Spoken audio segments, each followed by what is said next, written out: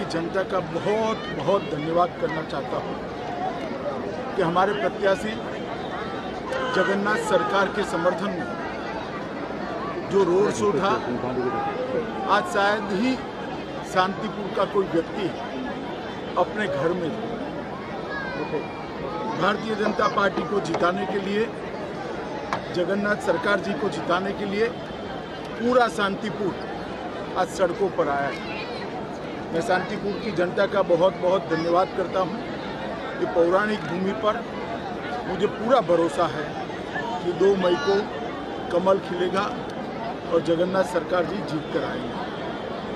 बंगाल के चुनाव के चौथे चरण के मतदान में कल एक दुखद घटना हुई। एक बूथ पर कुछ अज्ञात लोगों ने हमला किया। सीआरपीएफ के हथियार लूटने का प्रयास किया और जब सीआरपीएफ ने अपने बचाव में, अपने हथियार बचाने के लिए गोली चलानी पड़ी, इसमें 4 लोगों की एक मृत्यु हुई है। ये बहुत दुखद घटना है। मगर इससे ज़्यादा दुखद जिस प्रकार से इस घटना को पॉलिटिसाइज किया जा रहा है वो है। मैंने ममता दीदी के स्टेटमेंट देखे। उसी बूथ पर सुबह आनंद बर्मन का हत्या कर दिया गया, गुंडों द्वारा हत्या कर दिया, और वो इसलिए हत्या कर दिया गया कि वहां पर मतदान न हो। उसी बूथ पर हमला किया गया और उसी बूथ पर सीआईएफएस के हथियार लूटने का प्रयास किया। मगर ममता दीदी सिर्फ 4 लोगों को श्रद्धांजलि देती है, आनंद बर्मन की मौत की उनको नहीं पड़ी। मृत्यु में भी तुष्टीकरण और वोट की राजनीति, बंगाल की राजनीति को ममता दीदी ने कितना नीचे गिराया है, ये इसका एक उदाहरण है। आनंद बर्मन मर गया, उसका भी हमें दुख है, और बाकी जो 4 लोग मर गए इसका भी दुख है। मृत्यु किसी की भी हो, वो राजनीति के परे होनी चाहिए। परंतु आनंद बर्मन पर ना एक भी आंसू बहाया, ना एक भी स्टेटमेंट किया, ना आज तक उसके मृत्यु पर श्रद्धांजलि या दुख व्यक्त किया, क्योंकि आनंद बर्मन एक राजवंशी समाज का नवयुवक, वो उनकी वोट बैंक के लिए अनुकूल नहीं थे। इस प्रकार की राजनीति ये बंगाल का परंपरा नहीं है, बंगाल की संस्कृति नहीं है। और उसी शीतलकुची सीट पर ममता दीदी ने कुछ ही दिन पहले भाषण किया था कि सीआईएफएस सीएपीएफ वाले आए तो उनको घेर लो, उन पर हमला करो। मैं पूछना चाहता हूं ममता दीदी को, एक शार्प सवाल पूछना चाहता हूं कि क्या आपका वो भाषण वो 4 लोगों के मृत्यु के लिए जिम्मेदार नहीं है? अगर आप वो भाषण न करती तो ये 4 युवा सीआरपीएफ पर हमला करने का हिम्मत करते क्या? आपने उनको उकसाकर एक गोलीबारी का कारण दिया है। मैं मानता हूं कि ममता दीदी के पास अभी भी समय है। जो 5वां युवा मर गया है उसको भी श्रद्धांजलि दें, उसकी भी बात करें, और बंगाल की जनता को इसके लिए, ये जो उन्होंने भाषण किया है, इसके लिए बंगाल की जनता के समक्ष माफी मांगता हूं। और साथ में मैं बंगाल की जनता को विनती भी करना चाहता हूं, ये एक घटना छोड़कर बाय एंड लार्ज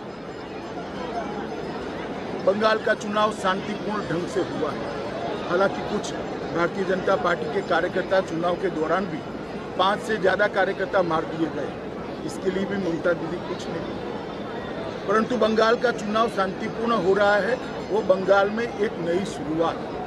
पहले कम्युनिस्ट और फिर तृणमूल कांग्रेस ने राजनीतिक हिंसा को बढ़ावा दिया है।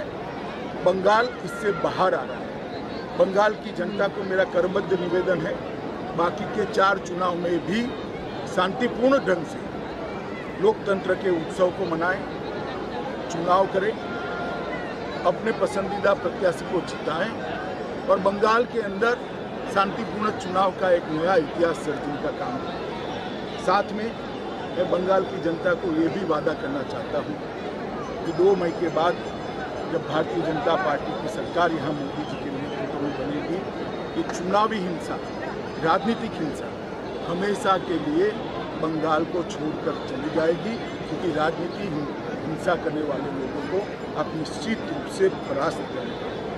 मैं फिर से एक बार शांतिपूर्ण चुनाव के लिए सभी को अपील करता हूँ, सभी दल के कार्यकर्ताओं को अपील करता हूँ कि चुनाव आयोग के बनाए हुए नीति नियमों के अनुसार हम चलें, इसका पालन करें और चुनाव को शांतिपूर्ण रखें। धन्यवाद।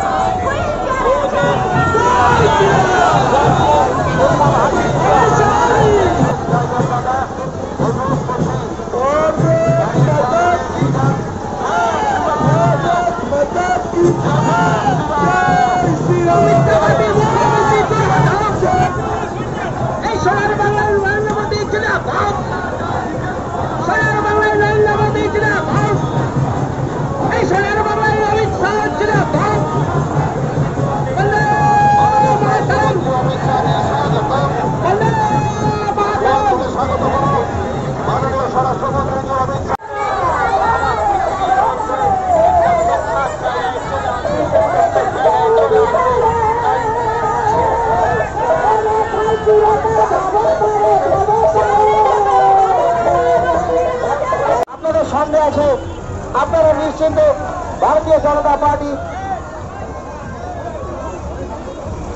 যেভাবে সমর্থন করেছেন তার জন্য ভারতীয় জনতা পার্টি আপনাদের জেলায় আন্তরিক প্রীতি।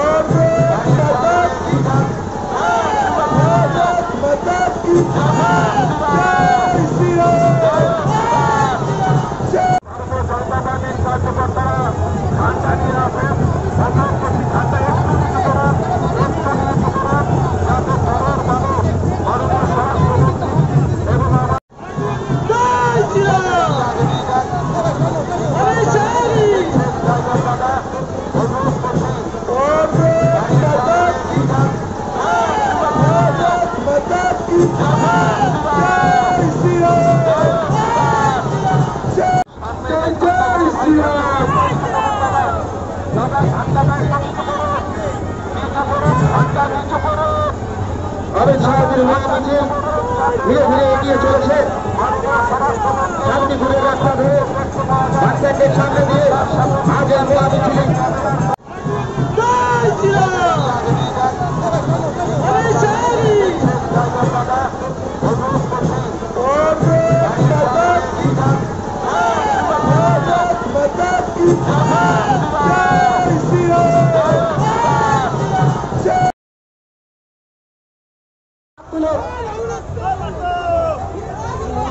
মাননীয় গভর্নর সরকার মহাশয়কে এবং মাননীয় অমিত শাহকে আপনারা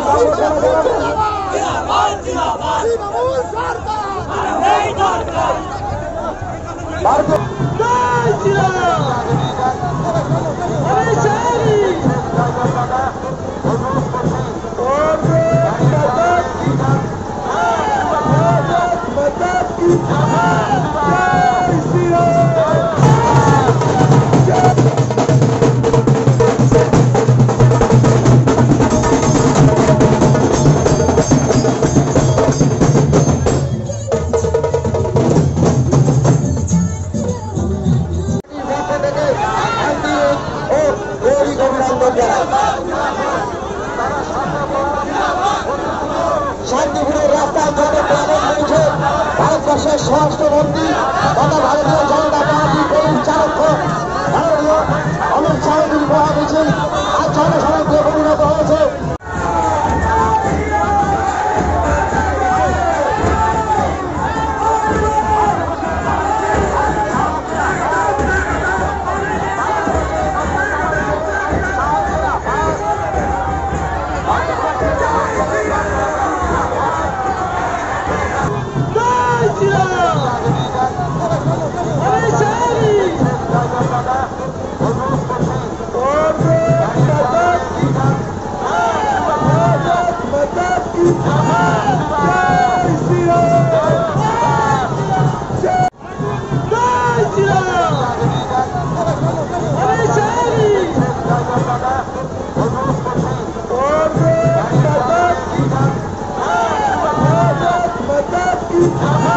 Jai